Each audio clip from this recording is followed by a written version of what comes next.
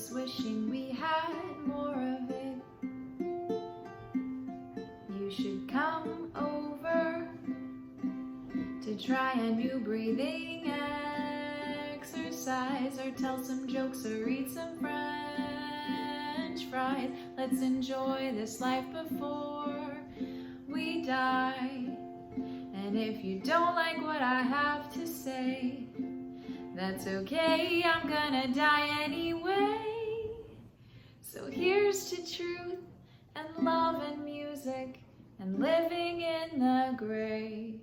I really don't know any other way.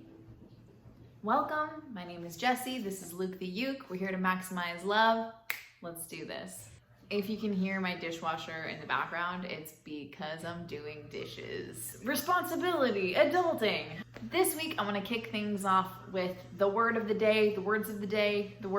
It's 2 words. It's the phrase of the day. It's the words of the day.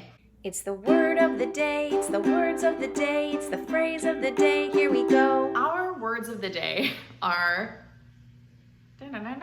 toxic positivity. Toxic positivity is the excessive and ineffective overgeneralization of a happy and optimistic state in any situation, in the denial, minimization, and invalidation of genuine human emotional experience. Damn. When a person exhibits toxic positivity, they deny any and all negative experiences that make us human and lives their life this way. Sometimes toxic positivity can sound like, look on the bright side, or things could always be worse. It's painful for me to read this definition because I've absolutely done this to people. I feel that I am an unstoppable force of positivity, and I actually think in some ways it's my superpower, and that's great. But when it comes to supporting the ones that we love, it's super important to validate the way that they feel. And it really leaves out 2 key things that I try to work on all the time, which are listening and being empathetic. I also want to talk about how we can validate our own feelings, because I find myself being toxically positive to me and expecting me to just not be sad. And that has been particularly hard even just this year in general.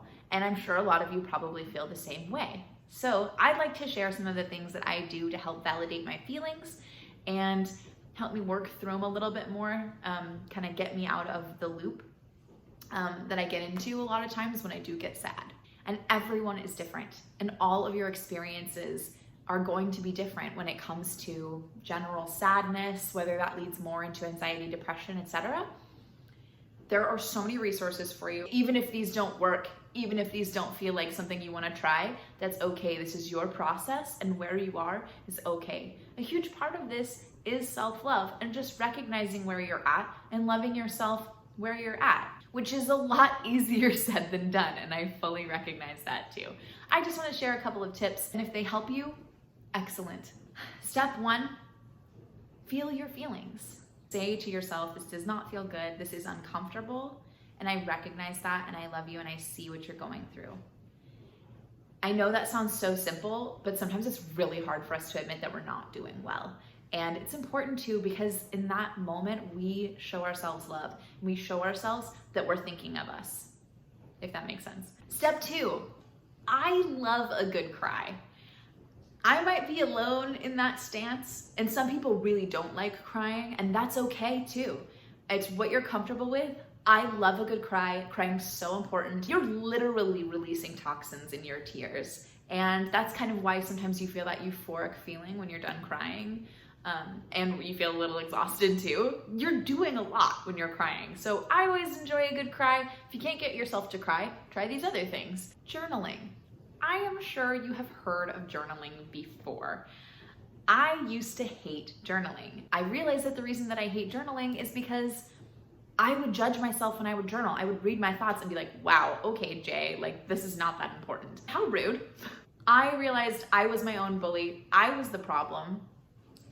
Circling back, I now love journaling, and I found that something really helpful that it does for me is it gets all my thoughts into one thought train. Choo-choo. Yeah, okay. Oh, Jesus. It gets my thoughts into one train of thought. And sometimes when I'm spiraling, it's really hard to do that. So journaling really forces me to put it down in one train of thought.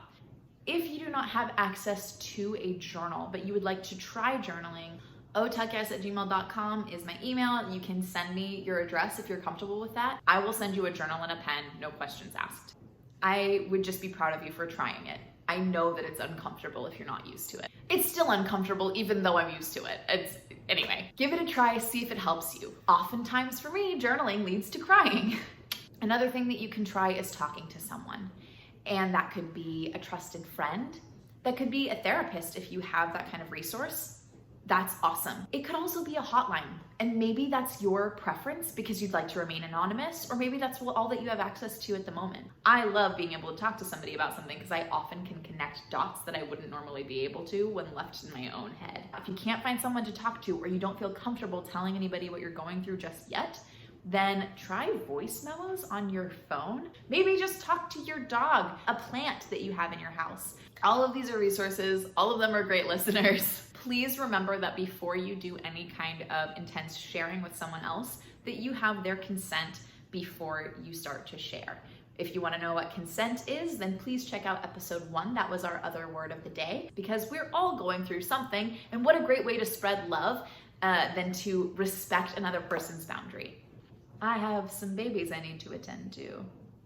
Watering and sunshine, Mommin ain't easy. Plant Parenthood. Hello, and welcome to Plant Parenthood. If you can hear my dishwasher in the background, it's because I'm a working mom. I think it's really important to talk to your plants because they are alive, just like you. So, any encouraging thoughts that you can give them can only help them grow. Your growth is so beautiful to me. It inspires me to grow every day. I love you. Thank you for your healing powers.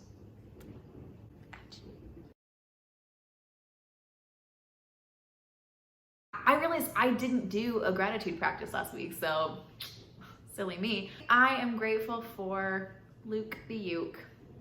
Come here, buddy. This guy has been trustily by my side since my sophomore year of high school. The googly eyes were only added in the last year, though. He's so great. Thank you for allowing me to make music and to share it outward. It's been a great partnership, buddy. This week, I would really love for you to share with me how you can help yourself when you get into any kind of sadness spiral. Really appreciate all of you. Thank you for listening and watching. So, see you next week.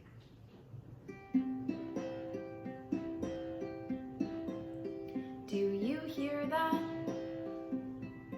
It's the illusion of time passing.